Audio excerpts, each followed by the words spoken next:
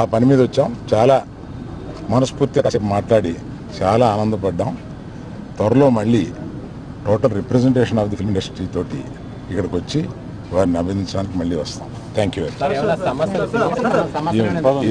ఏమీ లేదు. మీరనే టికెట్ అనేది చాలా చిన్న విషయం అండి, దాని గురించి రాలేదు.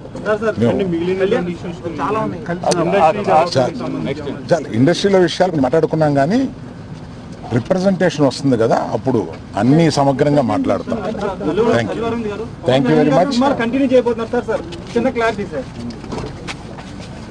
ఆ పని మీద వచ్చాం. చాలా మనస్ఫూర్తిగా కాసేపు మాట్లాడి చాలా ఆనందపడ్డాం.